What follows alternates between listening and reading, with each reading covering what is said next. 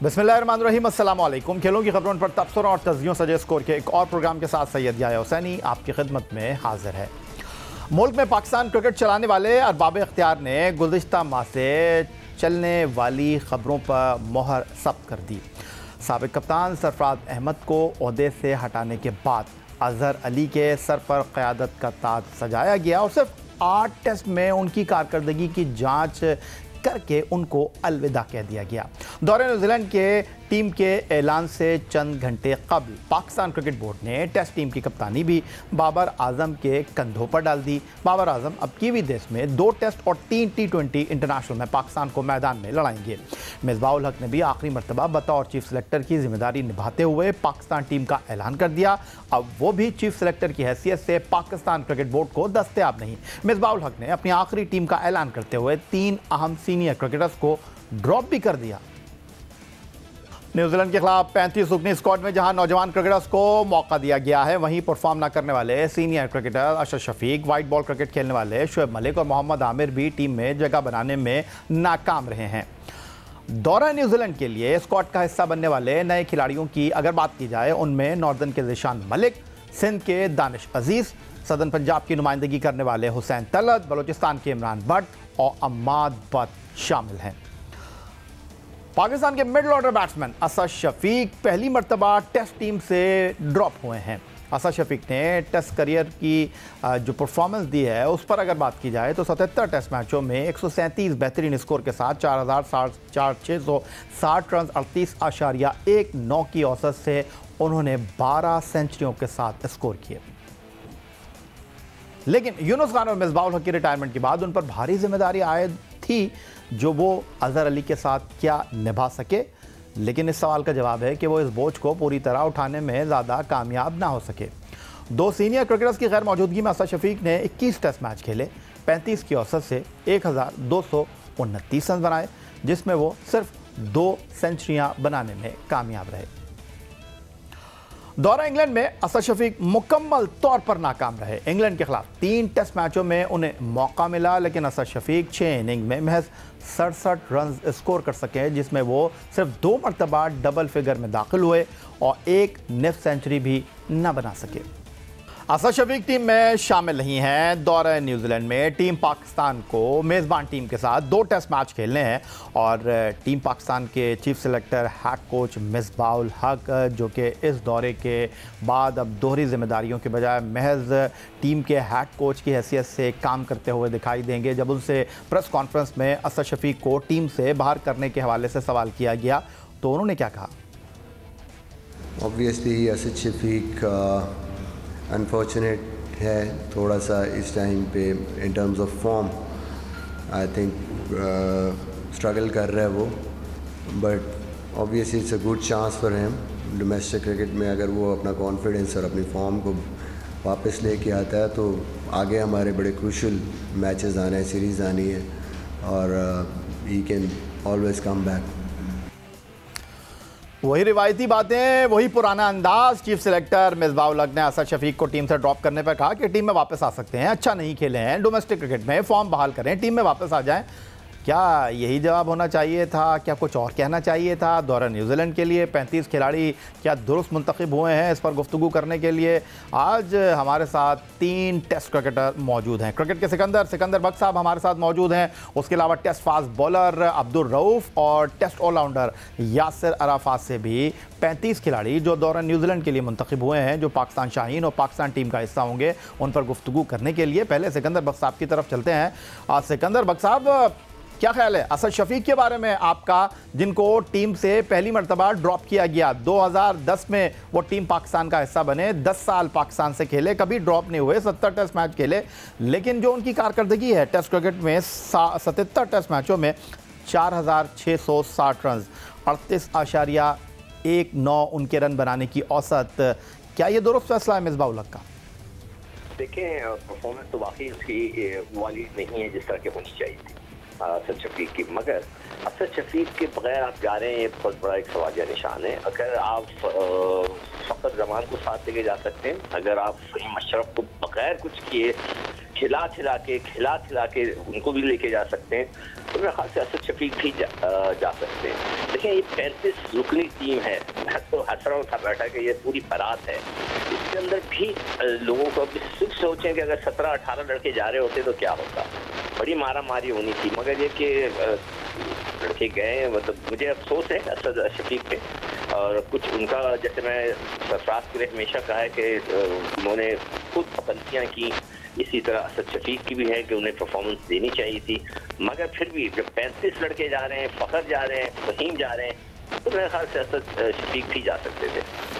तो एक fast bowler की हैसियत से सिकंदर बख्श साहब ने रनअप लिया और उन्होंने मिसबाहुल हक के इस फैसले पर तहफ़्फ़ुज़ात का इज़हार किया। रऊफ़ साहब, आप बड़ा वोकल हैं, आप बड़ा संजीदा मानों में, अगर मैं ये कहूँ, पाकिस्तान क्रिकेट को तनकीदी जायज़े के साथ तबसरा करते हैं और बड़ा सख्त बोलते हैं, क्योंकि ये मैं उस तनाजुर में कह रहा हूँ कि जो बोर्ड में लोग बैठे हुए हैं, आपके लफ्ज़ों का चुनाव उनके लिए कुछ ज़्यादा अच्छा नहीं है, क्योंकि वो चाहते हैं कि आसान आप उनके लिए बात करें, उनकी तारीफ़ करें, लेकिन जब आप काम करेंगे तो बंदा फिर उसी अंदाज़ में बात करेगा जिस तरह आप करते हैं। तो आप किस तरह देख रहे हैं सिलेक्शन को?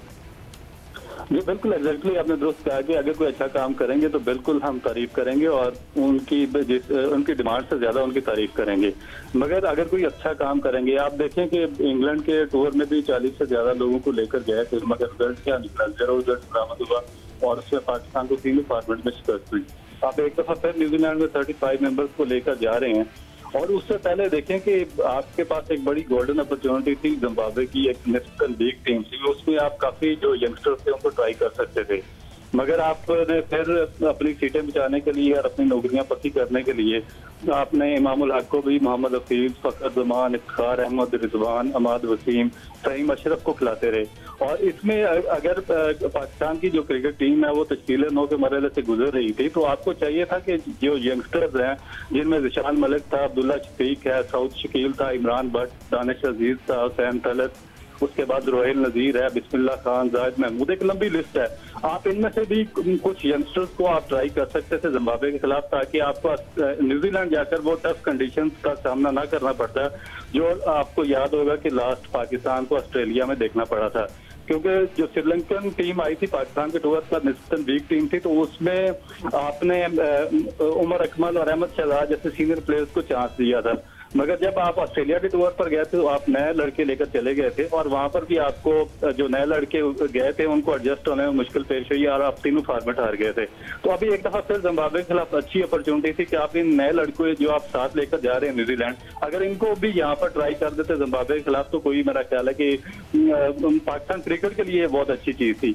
मगर आप देखिए, आप उनको लेकर न्यूजीलैंड एक टफ टूर पर लेकर जा रहे हैं, और उस पर जिस तरह आपने बात किया कि असद शफीक भी नहीं है, शोएब मलिक भी नहीं है, और उसमें मोहम्मद आमिर नहीं है, और काफी सीनियर प्लेयर्स उसमें शामिल नहीं है, तो एक टफ टूर होगा जो यंगस्टर्स है उनके लिए। तो आप क्या कहते हैं? यासिर अराफात एक ऑलराउंडर की हैसियत से पाकिस्तान के लिए वर्ल्ड कप खेले, आईसीसी वर्ल्ड T20 खेले, उसके साथ आईसीसी चैंपियंस ट्रॉफी में आपने माजी में पाकिस्तान को रिप्रेजेंट किया। जो सिलेक्शन है उसमें तसलसल का फक़दान दिखाई दे रहा है, जिसकी निशानदही अब्दुल रऊफ़ ने की। असद शफीक को टीम में न ले जाने पर तहफ़्फ़ुज़ात का इज़हार किया सिकंदर बख्श साहब ने। वो कहते हैं कि अगर बाकियों को आप मौका दे सकते हैं तो वाई नॉट, एक मौका आप असद को भी दे सकते थे। आपका क्या तबसरा है? जी, मैंने भी मिसबाहुल हक की भी थोड़ी देर पहले प्रेस कॉन्फ्रेंस भी सुनी, और बिल्कुल सिकंदर भाई ने जैसे बात की कि अगर ये 14-15 रुकनी टीम होती तो फिर तो आप कह सकते थे कि जो असद शफीक की परफॉर्मेंस थी रिसेंट पास में, अब इवन फर्स्ट क्लास में भी इतनी अच्छी नहीं है। मतलब आप पूरा साल उनका देख लें, इतनी अच्छी परफॉर्मेंस नहीं, और डोमेस्टिक में भी परफॉर्म नहीं करे। जो मिसबा ने रीजन दिया है बिल्कुल सही है, ठीक है। मगर ऑन दी अदर हैंड अगर आप देखें कि इतना टफ सीरीज जो होगी, ये टेस्ट जो टेस्ट होंगे न्यूजीलैंड में, तो आपको एक्सपीरियंस वहाँ चाहिए होगा बैटिंग में स्पेशली। तो अगर आप देखिए, अगर ड्रॉप भी करना था तो आप देखें फखर को भी आप कैरी कर रहे हैं, इतना कंसिस्टेंटली उनको चांसेस भी दे रहे हैं। इवन फहीम अशरफ को देख लें, और आप देखें इन लोगों को अगर आप चांस दे सकते हो तो 35 में असद की भी जगह बन सकती है। उसके अलावा अगर आप बाकी प्लेयर्स की बात करें, देखें सोहेल खान को देखो आप ऐड कर रहे हैं, आप उनकी एज आप सबको पता है कि कितनी एज है, ऑल्दो उनकी अच्छी परफॉर्मेंस रही है। मगर अगर आपने फ्यूचर को देखना है तो उसकी जगह आप किसी नए लड़कों को खिला सकते थे, क्योंकि आपने पहले भी उनको इंग्लैंड के टूर पे सोहेल खान को लेके गए, वहीं पे वहां पे भी आपने उनको नहीं खिलाया। ताबिश के लिए जब आप एग्जांपल कहते हैं कि जो उनकी एज ज्यादा हो गई है, तो सोहेल खान कोई ताबिश से छोटे नहीं है, वो बड़े ही हैं। और फिर मूसा खान को कंसिस्टेंटली चांसेस मिल रहे हैं, वो उस तरह परफॉर्मेंस नहीं दे रहे, तो आप एक नई यंगस्टर को भी ट्राई कर सकते थे इस फ्लोर पे। यासिर अराफात, अब्दुल रऊफ और टेस्ट फास्ट बॉलर सिकंदर बख्श साहब हमारे साथ मौजूद हैं। दौरा न्यूजीलैंड के लिए पाकिस्तान क्रिकेट बोर्ड ने उन 35 खिलाड़ियों के नामों पर से पर्दा उठा दिया है जिसका लोग इंतज़ार कर रहे थे, और इस 35 रुकनी टीम में मोहम्मद आमिर, शोएब मलिक और उसके साथ तजुर्बे का टेस्ट बैट्समैन असद शफीक जगह बनाने में कामयाब नहीं हो सके हैं। मज़ीद गुफ्तगू एक ब्रेक के बाद।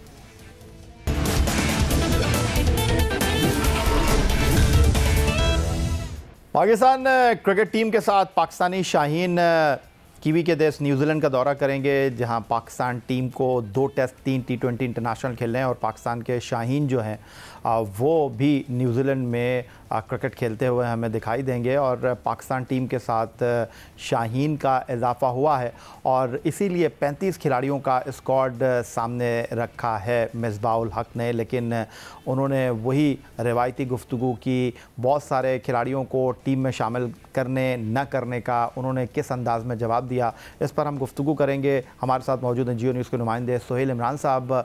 सोहेल, मिसबाहुल हक ने वही पुरानी रिवायती बातें की, असद शफीक को टीम से ड्रॉप किया तो उन्होंने कहा कि वो डोमेस्टिक क्रिकेट में परफॉर्म करें, टीम में वापस आ जाएंगे, और फिर डोमेस्टिक परफॉर्मर की जब बात की तो इस बार उन्होंने उज़्र पेश किया कि जी 12 अक्टूबर की डेडलाइन हमारे पास थी, इस वजह से बहुत सारे खिलाड़ियों को हम नहीं देख सके, लेकिन उनका मुस्तकबिल ब्राइट है। क्या कहेंगे आप इस प्रेस कॉन्फ्रेंस पर मजमूई तौर पर? जी यहिया, आज मिसबाहुल हक ने अपनी आखिरी प्रेस कॉन्फ्रेंस की बहसियत चीफ सेलेक्टर के, क्योंकि वो चीफ सेलेक्टर का ओहदा छोड़ चुके हैं, अब जो अगली असाइनमेंट होगी जिसके लिए ऐलान करना होगा वो नया चीफ सेलेक्टर होगा। आज जब वो प्रेस कॉन्फ्रेंस में आए तो बिल्कुल अपने रवायती अंदाज में उन्होंने प्रेस कॉन्फ्रेंस का आगाज़ भी किया, और पूरी प्रेस कॉन्फ्रेंस के दौरान उनकी वही बॉडी लैंग्वेज रही जो इससे पहले हम लोग उनको कवर करते रहे हैं और उसमें देखते रहे हैं। आज जिस तरह सबसे ज़्यादा क्वेश्चन यही हुए कि जो डोमेस्टिक क्रिकेट के परफॉर्मर्स हैं उनके नाम उसमें दिखाई नहीं दिए, तो उसकी उन्होंने 2-3 लॉजिक्स ऐसी पेश की जिसमें खासे क्वेश्चंस रेज़ किए जा सकते हैं। पहले तो ये था कि उनसे जब ये पूछा गया कि आप जो अभी मौजूदा खिलाड़ी हैं ये परफॉर्म करें, ये स्क्वाड का हिस्सा क्यों नहीं बन सके, तो उनका कहना था कि 12 अक्टूबर को 45 खिलाड़ियों के नाम भिजवाए जाने थे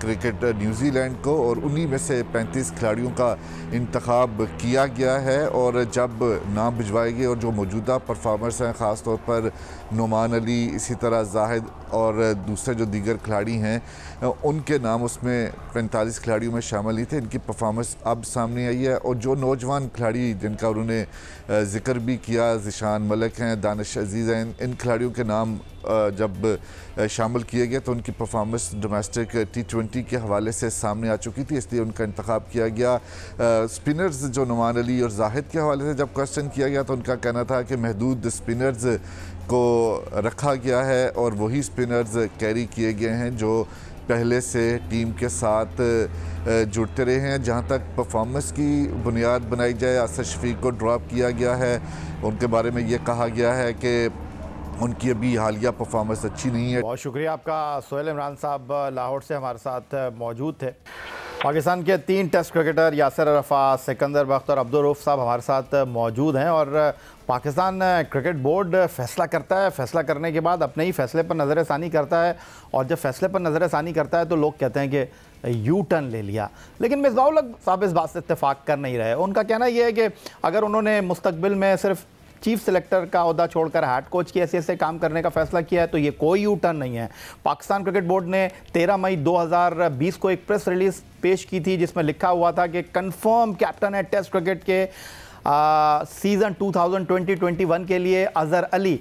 अगले 9 टेस्ट मैचों में वो टीम के कप्तान होंगे, लेकिन फिर सिर्फ 2 टेस्ट मैचों के बाद ही उनका बोरिया बिस्तर लपेट दिया गया। और अब कह रहे हैं मिसबाहुल हक साहब ये कि मुस्तकबिल को मद्देनज़र रखते हुए, तवील मुद्दती चीज़ों को मद्देनज़र रखते हुए फैसला किया है पाकिस्तान क्रिकेट बोर्ड ने बाबर आजम को तीनों फॉर्मेट में ले जाने का।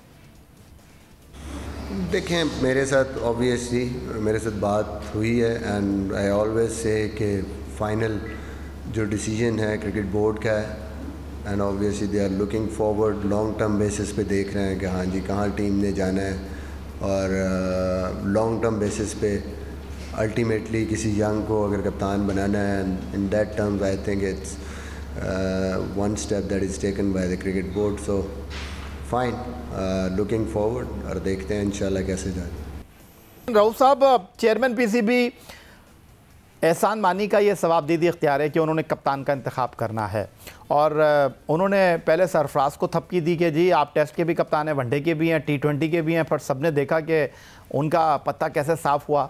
फिर जब अज़हर अली को कप्तान बनाया गया तो अज़हर अली ने ये कहा प्रेस कॉन्फ्रेंस में कि जी वो शॉर्ट टर्म नहीं लॉन्ग टर्म कप्तान है, और उनको इस बात की यकीन दहानी चेयरमैन पीसीबी ने कराई है। ये मैं नहीं कह रहा, ये अज़हर अली ने कहा था। अब बाबर आजम को कप्तान बनाया है चेयरमैन पीसीबी एहसान मानी ने, तो जो उनके माजी में फ़ैसले हैं उनको देखते हुए आपको बाबर आजम का मुस्तकबिल कैसे लग रहा है? देखिए, एज ए जो बैट्समैन है वो तो उनका मुस्तकबिल काफी ब्राइट है और वो काफी इंसान है, उसमें कोई डाउट नहीं है। मगर जहाँ तक आपने चेयरमैन की बात की है जो पाकिस्तान क्रिकेट बोर्ड के आते हैं, वो क्योंकि उतना इनको डीपली नॉलेज होता नहीं है पाकिस्तान क्रिकेट का, तो वो जितना भी इस तरह की क्रिकेट प्रायोरिटीज होती हैं वो सारी जो मैनेजमेंट होती है टीम की, जिस तरह मिसबा वगैरह वकार यूनुस वगैरह इन्होंने बनाए हुए हैं, उन पर डाल देते हैं और वही फैसला करके उनको बताते हैं। हाँ, अगर जब पब्लिक का बहुत ज्यादा प्रेशर क्रिएट हो जाता है या ऊपर से चीफ पैटर्न उनको कोई इशारा दे देते हैं, तो फिर उनको अपना जो फैसले हैं उनको फायर बैक करना पड़ता है और वापस लेने पड़ते हैं। और इस दफा मेरा ख्याल है कि अजहर अली के मामले में भी कुछ इसी तरह हुआ है, क्योंकि जब आप की मैनेजमेंट की पॉलिसी बनाते हैं तो उसमें दो चीजें देखी जाती है। या तो आप अपनी जात के लिए पॉलिसी बनाते हैं तो उसमें वो एक शॉर्ट टर्म पॉलिसी होती है। जब आप पाकिस्तान के लिए या अपनी कौम के लिए पॉलिसी बनाते हैं तो उसमें एक विजन नजर आना चाहिए, वो लॉन्ग टर्म पॉलिसी होती है और आपको उस पॉलिसी पे स्टैंड करना चाहिए और उसी विजन के मुताबिक चलना चाहिए। हमारा सबसे बड़ा प्रॉब्लम ये आ रहा है कि हम ना वो पॉलिसी बनाते हैं पाकिस्तान के लिए, ना उस पर चलते हैं। अगर हमें अपनी सीटें बचाने के लिए जरूरत पड़े तो हम 40-42 साल के प्लेयर्स को पकड़ कर वापस पाकिस्तान टीम में खिला देते हैं। अगर हमें जरूरत ना हो तो हम 20 साल के प्लेयर को भी बढ़ा के उसको टीम से निकाल देते हैं। और यही चीज में हो रहा है कि जब आप अजहर अली को लेके आए उस वक्त भी आपकी पॉलिसी क्लियर नहीं की, आपने उसको बगैर वजह के कैप्टन बनाया, फिर बगैर वजह के पाकिस्तान क्रिकेट बोर्ड ने उसको निकाल दिया, फिर उसको 9 बजे से पकड़कर फिर दोबारा कैप्टन बनाया और फिर बगैर वजह बताए फिर दोबारा उसको निकाल दिया। तो क्या अगर इसी जिस तरीके से आपने अजहर अली के साथ पॉलिसी अपनाई है, क्या इसी तरीके से आप बाबर आजम के साथ भी आगे फ्यूचर में करेंगे? बहुत शुक्रिया आपका अब्दुल रऊफ, बहुत शुक्रिया आपका यासिर अरफात, और बहुत शुक्रिया क्रिकेट के सिकंदर बख्श साहब हमारे साथ मौजूद थे। पाकिस्तान क्रिकेट बोर्ड ने दौरे न्यूजीलैंड के लिए 35 खिलाड़ियों के नामों का ऐलान किया, और आज के इस प्रोग्राम में हमने टीम के इंतखाब पर अपने 3 साबिक क्रिकेटर्स के साथ गुफ्तगू की। आज के प्रोग्राम में इतना ही। ट्विटर पर आप मुझे फॉलो कर सकते हैं, फेसबुक पर हमारा पेज score.geo, जहां जाकर आप इस प्रोग्राम के क्लिप्स एक बार फिर देख सकते हैं, और आप हमें ईमेल कर सकते हैं score@geo.tv पर। इस दुआ, इस उम्मीद, इस तवक्को के साथ कि पाकिस्तान में खेल और खिलाड़ी तरक्की करते रहें। सैयद याहिया हुसैनी को स्कोर की पूरी टीम के साथ अगले प्रोग्राम तक के लिए इजाज़त दीजिए। अल्लाह हाफ़िज़।